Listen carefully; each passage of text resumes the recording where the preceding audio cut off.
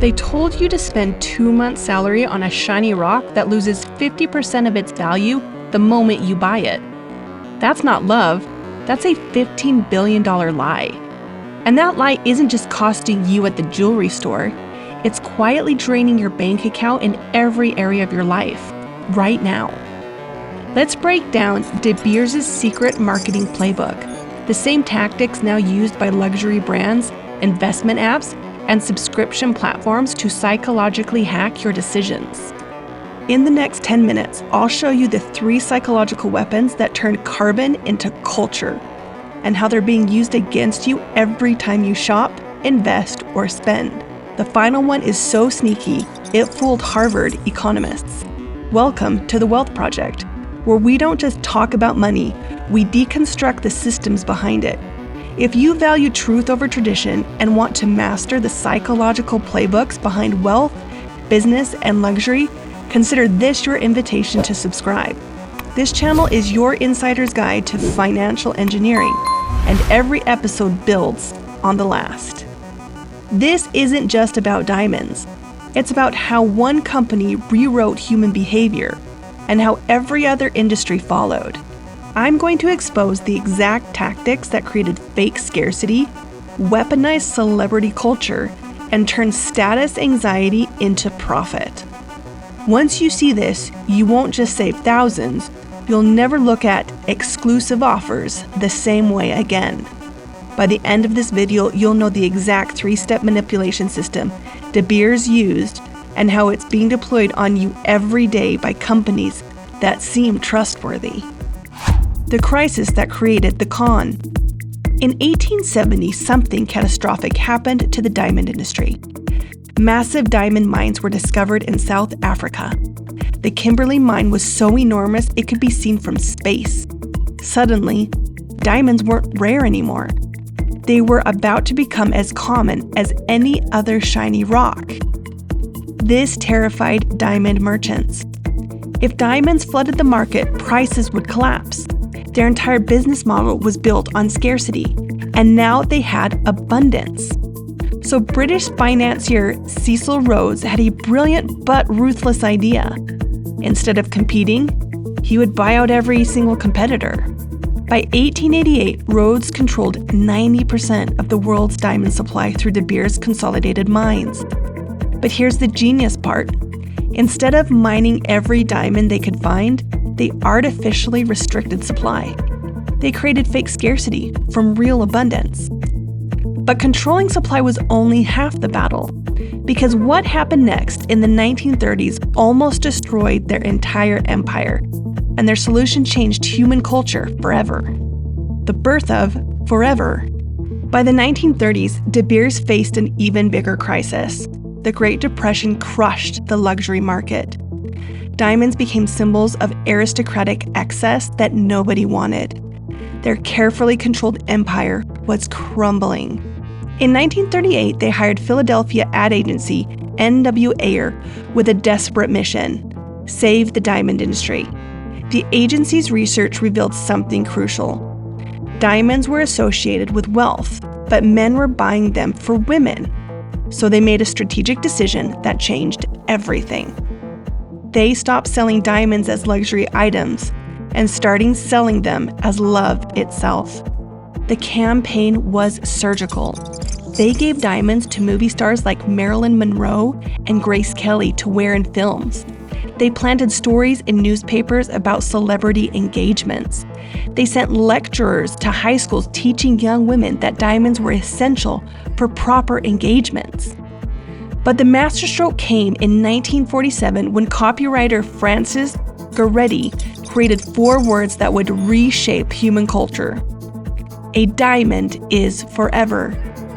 This wasn't just a slogan, it was psychological warfare, and the results were so successful that they exposed the biggest lie about diamond value that most people still believe today: the great value deception. Let me show you data that will change how you think about value forever. A standard 1-carat diamond with excellent cut, G color, and VS2 clarity retails for approximately $4,723 today. That's what you pay at the jewelry store. But here's what they don't tell you. The moment you walk out of the store, your investment is worth exactly $2,362. That's a 50% loss in the time it takes you to cross the parking lot. This isn't temporary market fluctuation. This is permanent reality. The retail price includes massive markups for marketing, branding, and dealer profits. None of that value is actually in the stone. Think about this. If diamonds were truly rare and valuable, wouldn't they hold their value like gold or real estate? Instead, they perform worse than a new car, which at least provides transportation while it depreciates. But here's what's even more incredible. The data proves this entire tradition was manufactured in a single generation, and the speed at which they did it reveals something terrifying about human psychology. Manufacturing a tradition. Here are the numbers that expose the entire operation. In 1939, before the "A Diamond is Forever" campaign, only 10% of American engagement rings contained diamonds. Your great-grandmother probably didn't have one, and she didn't feel like her marriage was missing anything. By 1990, the number skyrocketed to 80%. In just 50 years, De Beers manufactured a cultural tradition so powerful that not having a diamond ring became socially unacceptable. This wasn't gradual cultural evolution. This was engineered social change. They didn't just sell a product, they sold an identity. They made diamond rings a requirement for proving love, success, and social status. The campaign was so successful, it spread globally. Japan, which had completely different marriage traditions, became one of the world's largest diamond markets within decades. Countries with no history of diamond engagement rings suddenly adopted the practice. But the most important lesson isn't about diamonds at all. It's about the 3 psychological weapons they perfected that are still being used to manipulate your money decisions every single day. The 3 weapons still targeting you. Remember that promise I made at the beginning? Here are 3 psychological tricks De Beers perfected that every company uses to manipulate your financial decisions right now. Weapon number 1, artificial scarcity. De Beers took abundant diamonds and made them seem rare. Today, companies create limited time offers, exclusive memberships, and only 3 left in stock messages. Tesla does this with car releases. Rolex does this by controlling watch supply. They're manufacturing urgency to bypass your rational decision making. The antidote? Always ask, is this actually scarce? Or are they just controlling supply? Weapon number 2, social proof through authority. De Beers used movie stars and cultural influencers to normalize diamond rings. Today, companies use celebrity endorsements and influencer marketing. Credit card companies use 9 out of 10 millionaires use this card claims. Investment platforms use celebrity spokespeople to sell you risky trades. They're borrowing credibility to sell you products. The antidote? Research the actual experts, not the paid spokespeople. Weapon number 3, emotional anchoring. De Beers linked diamonds to love, making the purchase feel like a moral obligation rather than a financial decision.